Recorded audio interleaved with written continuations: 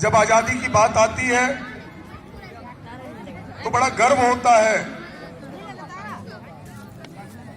आज अलग अलग धार्मिक मान्यताओं को मानने वाले लोग, कोई मंदिर की बात करता है, कोई मस्जिद की बात करता है, कोई गुरुद्वारे की बात करता है, कोई गिरजाघर की बात करता है। हमारे एक मित्र थे, हम लोग बैठे आपस में चर्चा कर रहे थे। उन्होंने कहा कि पिताजी अब रिटायर होने वाले हैं और रिटायरमेंट के बाद उनकी इच्छा है कि वो एक मंदिर का निर्माण कराएं। हमने कहा अपने पिताजी को एक अच्छा बेटा होने के नाते सलाह दो कि जो पैसा मंदिर के लिए सोच रहे हैं वो स्कूल के लिए सोचें। स्कूल के लिए इसलिए सोचें कि राम को मानने वाले मंदिर बना लेंगे, पैगंबर हजरत मोहम्मद को मानने वाले मस्जिद बना लेंगे। मंदिर में हिंदू धर्म के अलावा अन्य धर्म को मानने वाले लोग, उनकी आस्था वहां जाके नहीं पूरी होगी, और मस्जिद में अन्य धर्म को मानने वाले लोग, उनकी आस्था वहां जाके पूरी नहीं होगी। लेकिन विद्यालय, स्कूल एक ऐसी संस्था है जहां हिंदू का भी बेटा पढ़ेगा, मुस्लिम का भी पढ़ेगा, राजा का भी पढ़ेगा और उस चौकीदार और चपरासी का बेटा भी पढ़ेगा। ये एक ऐसी संस्था है,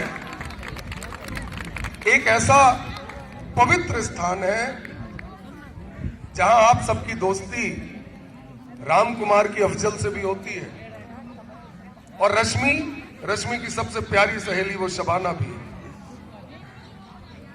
यहां पे हम बातें नहीं करते, हम याद करते हैं जब हम लोग भी पढ़ा करते थे तो पूछते थे कि हमारा सबसे अच्छा दोस्त महेश है, विक्रांत है, आगे कभी नहीं पूछा। आगे वर्मा जी लिखते हैं कि तिवारी जी लिखते हैं, कौन है, कभी नहीं पूछा। शायद हम तब ज्यादा पवित्र थे। हम जैसे जैसे बड़े हुए, जैसे जैसे हमारा मानसिक विकास हुआ, ये विकास पता नहीं हमें किस ओर लेके चला गया कि हम संकीर्ण हो गए, सीमित हो गए। हम तमाम बड़े लोग जब इस माइक से आपको संबोधित करते हैं और संबोधन करते, ए लड़के, ए हीरो, उठो, तुम बाहर जाओ, तुम खड़े हो, नहीं, तुम हरी साइड खड़े हो जाओ, तुमको नहीं सुनो, उधर जाओ, हाँ बिल्कुल उधर चले जाओ, वहीं ताश खेलो और पत्ती। तो हम तमाम लोग शायद तब ज्यादा पवित्र थे, ज्यादा अच्छे थे। आज एक वाकया याद आता है, आपके सामने हम बोलेंगे। यहाँ पे हमारे वो चले गए क्या, ओम प्रकाश? अच्छा, हम चूक गए, हमें सुनना था।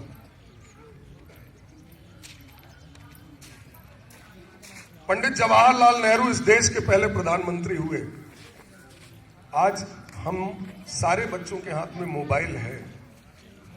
उस मोबाइल में दो तरह की चीजें आती हैं। जैसे हम घर से निकलते हैं तो हमें गंदगी भी दिखाई देती है, हमें फूल पत्ती भी दिखाई देती है। ये हमारी मानसिकता पर तय होता है कि हमें नाली पे हाथ डालना है कि फूल में हाथ लगाना है। ये हम तय करते हैं। और ये हम कब तय कर पाते हैं? जब मानसिक रूप से हम शुद्ध होते हैं, पवित्र होते हैं। और मानसिक शुद्धता किसे कहते हैं? जो सबको स्वीकार कर ले, जो सबको स्वीकार कर ले, वही मानसिक शुद्धता का प्रतीक माना जाता है। पंडित जवाहरलाल नेहरू जी के बारे में, इस देश के पहले प्रधानमंत्री रहे। आज इस मोबाइल में, व्हाट्सएप या तमाम तरह के तरीकों में गलत चीजें भी आती हैं, सही भी आती हैं। जो गलत आती हैं, वो जिसे अच्छी लगती हैं, वो उसे अपनी मानसिकता बना लेता है। जो अच्छी चीजें आती हैं, साफ होती हैं, वो उसे अपनी मानसिकता बनाता है। और इस तरीके से हम दो वर्गों में बट जाते हैं। कुछ पॉजिटिव अर्थात सकारात्मक सोचते हैं, कुछ निगेटिव अर्थात नकारात्मक सोचते हैं। और ये सोच धीरे धीरे हम जो देखते हैं, जो पढ़ते हैं, वो हमारी सोच बनती है। और जो हमारी सोच बनती है वो हमारे स्वभाव में आ जाती है। फिर वैसे ही हमारा अपना एक चरित्र खड़ा होता है और हम उस तरह से माने जाते हैं। पंडित जवाहरलाल नेहरू जिन्हें ये तक नहीं पता था कि ये देश की आजादी जब हम कराएंगे तो ये प्रधानमंत्री क्या होता है, वो कैसे बनता है। आज हम लोग स्कूल में हैं, जब स्कूल के बारे में कोई सोच ही नहीं हो तो प्रिंसिपल कैसा होता है, हेडमास्टर कौन बनेगा, वो ऊपर कहलाते हैं कि नीचे होते हैं, शिक्षक कैसे होते हैं, वो लेक्चरर होते हैं कि प्रोफेसर होते हैं। ये सब की जब कोई सोच नहीं थी, अंधेरा था, सिर्फ एक लक्ष्य था, एक सूत्र था, इस देश की आजादी। पर आजादी किससे? क्या अपनों से? नहीं, आजादी उनसे जो बहुत दूर से आके इस देश में व्यापार करके और धीरे धीरे इस देश को अपने तौर तरीके से गुलाम बना के और उन्होंने इसकी शुरुआत की। आजादी उनसे। तो जब नेहरू जी, सरदार वल्लभ भाई पटेल, महात्मा गांधी जी, चंद्रशेखर आजाद जी, सुभाष चंद्र बोस, भगत सिंह और तमाम लाखों नाम, जो नाम हो सकता है इतिहास में आ भी नहीं पाए हो, अशफाक उल्लाह खां जी, तमाम ऐसे लोगों के मन में जब कोई एक सोच भी ये नहीं थी कि ये कैसे देश आगे चलेगा, बस एक सोच, एक लक्ष्य था, इस देश की आजादी, हमारे अपने लोगों की आजादी। तब आपको पता है, हमें भी नहीं मालूम था कि पंडित जवाहरलाल नेहरू जी जैसे लोगों ने इस देश के लिए क्या किया। हमारे एक मित्र हैं, सतना से विधायक हैं, सिद्धार्थ कुशवाहा नाम है। हम अपने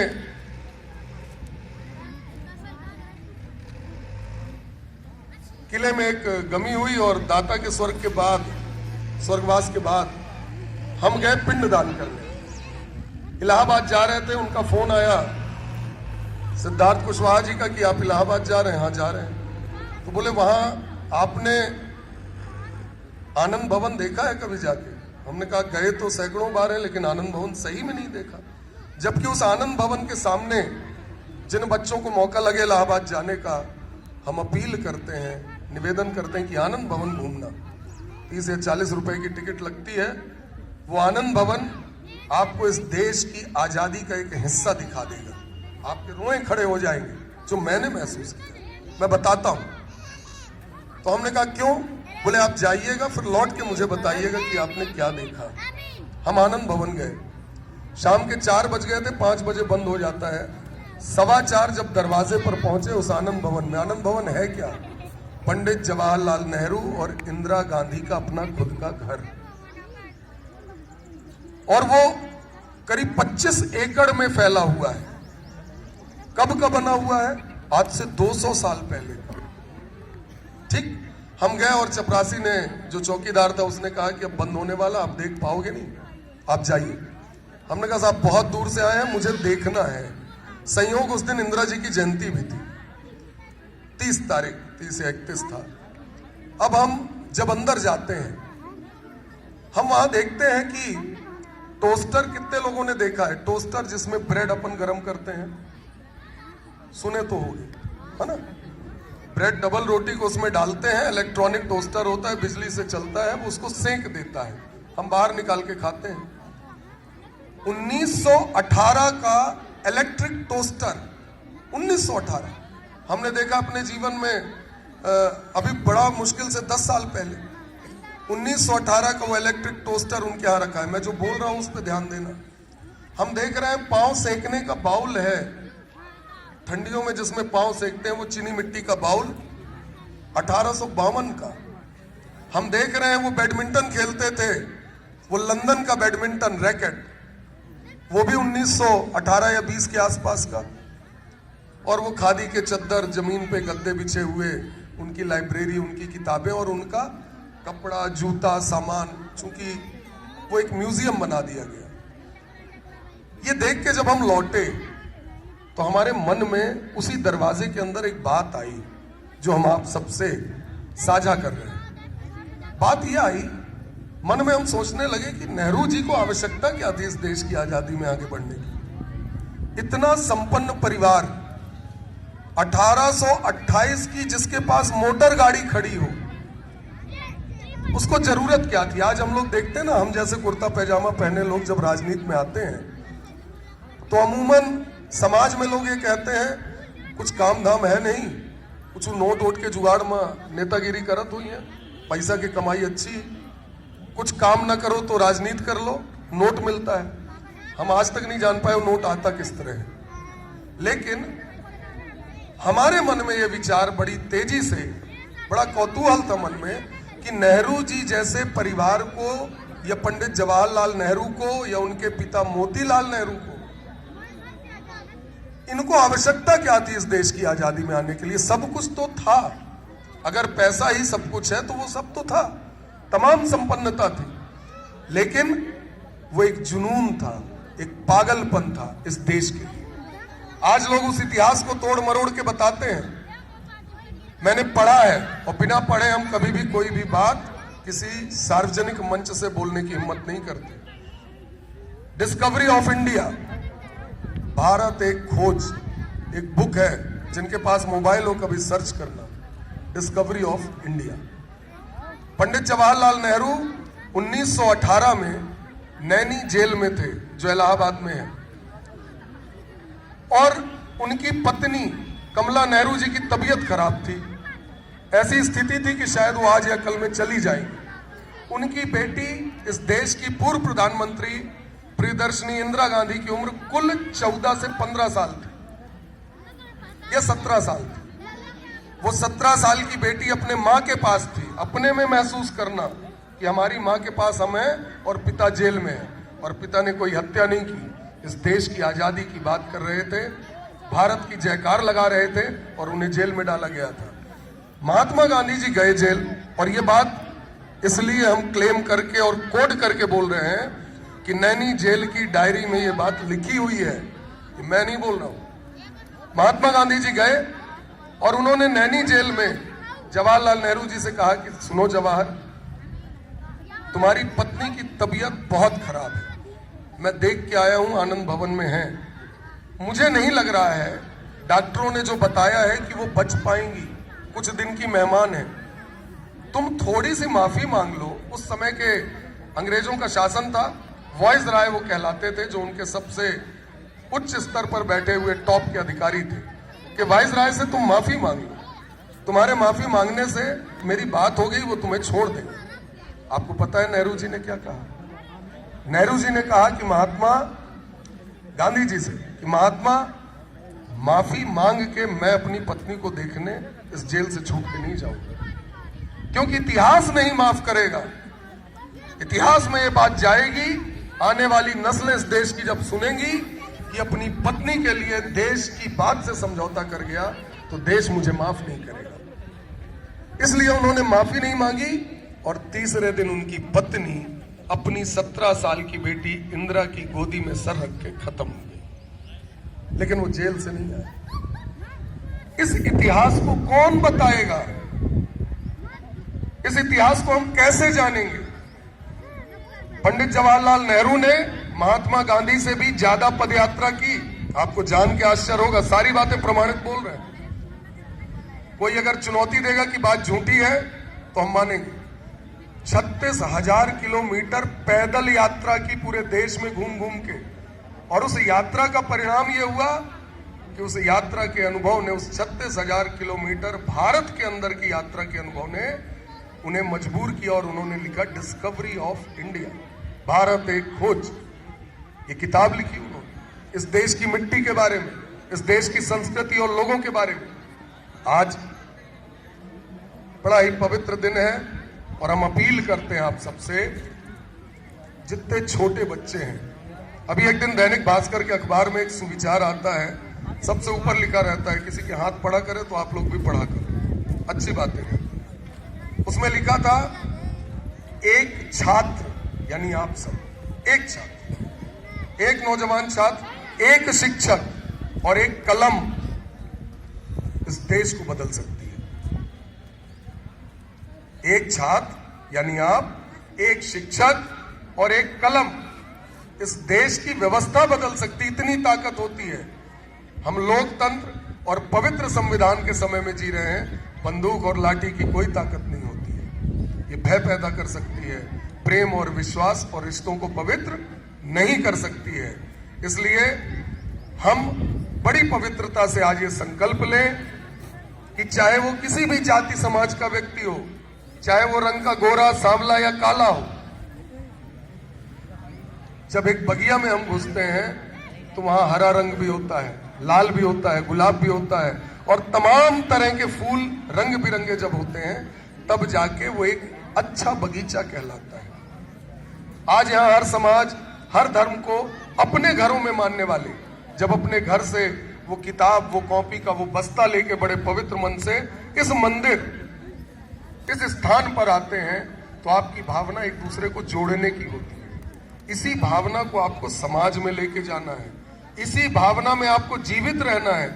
ऐसा कभी भी नहीं बनना है कि हम बड़े तो हो जाएं लेकिन बातें बच्चों जैसी करें, ऐसा नहीं बनना है। हम बड़े हों तो हमारा विकास भी, हमारी मानसिकता भी उसी तरीके से बड़ी और पवित्र होती जाए। एक बार आप सबका अभिनंदन और धन्यवाद करते हुए आज का दिन जो हमें संविधान दिवस के तौर पर मिला है, इस पवित्र संविधान की हम सुरक्षा करते रहें और इस संविधान में हम गर्व करें। अगर हम अपने आप को सुरक्षित मान लेंगे, अगर अपने आप को हम मजबूत मान लेंगे तो मजबूत बनने की चाहत हमारी खत्म हो जाएगी। हमें मजबूत बनना है, हमें मजबूत बनना है विश्व के उस इजराइल जैसे देश की तरह। हमें मजबूत बनना है विश्व के उस छोटे से जापान, फ्रांस और जर्मनी की तरह। आपको पता है इजराइल कितना बड़ा देश है? इजराइल हमारे भारत के अंदर उत्तर प्रदेश, कभी नक्शे में आप देखना, मैप में, जितना बड़ा टुकड़ा है उतना बड़ा इजराइल, ऐसे ही जापान है। लेकिन आप देखो आज इस देश में हम भाषण तो कर देते हैं कि साहब हमने खूब प्रगति कर ली, बड़ा विकसित हो गए, लेकिन इलेक्ट्रॉनिक आइटम और इन सब की जब जरूरत होती है दैनिक जीवन में तो हम बेहतर से बेहतर मानते हैं जापान की कंपनी को। हम इतनी प्रगति कर ले गए कि जापान वाले आके हमारे यहाँ बनारस जैसे शहर को सुंदर बनाने का काम कर रहे हैं। हम इतनी प्रगति कर ले गए कि जापान वाले बुलेट ट्रेन और मेट्रो चलाने की बात इंडिया में कर रहे हैं। ये प्रगति उन्होंने इसलिए नहीं की, उन्होंने इसलिए की कि उन्होंने अपने आप को असुरक्षित महसूस किया। और उस जनता ने, आपको एक घटना बताते हैं, हम लोग दिन भर क्या करते हैं, जैसे बस में चल रहे हैं, बस की सीट में फोम निकला हुआ है तो हम उसको और नोचते हैं। हम किसी की साइकिल या मोटरसाइकिल की सीट में ब्लेड घर से लेके आते हैं, मार देते हैं। वो आनंद ही अलग होता है मारने का, वो नुकसान का। लेकिन हमारे एक मित्र LLB करने गए लंदन, हमसे ज्यादा पढ़ लिख ले गए थे, बाहर चले गए। वो आके हमको जब पहली बार विदेश गए तो लौट के बता रहे थे कि भैया ट्रेन में हम बैठे, ट्रेन में जो पंखा लगा रहता है वो हिल रहा था। क्यों? क्योंकि उसका एक नट ढीला था। उसी देश का आदमी लंदन का वहीं से उतरता है अगले स्टेशन में जहां भी ट्रेन स्टॉप करती है थोड़ी देर के लिए, और स्क्रू ड्राइवर इंग्लिश में बोलते हैं और हिंदी में पेचकस, वो खरीदता है, स्टेशन में मिलता है। वो पेचकस अपने पैसे से खरीदता है, उसी डिब्बे में चढ़ता है, जब ट्रेन चल देती है तो कस देता है। ये भावना हमें जोड़ती है, ये भावना हमारे देश को सुरक्षित करती है। इसलिए हम सारे लोग जब समाज में निकलें तो इस मिट्टी को भी अपना माने, हर सरकारी या शासकीय सामान को भी अपना माने, उसी भावना के साथ जैसे अपने घर को सुरक्षित रखते हैं। एक बार फिर से आप सबको, आप जिंदाबाद बोलोगे और हम देश का नाम लेंगे। हिंदुस्तान जिंदाबाद, हिंदुस्तान जिंदाबाद, भारत माता की धन्यवाद।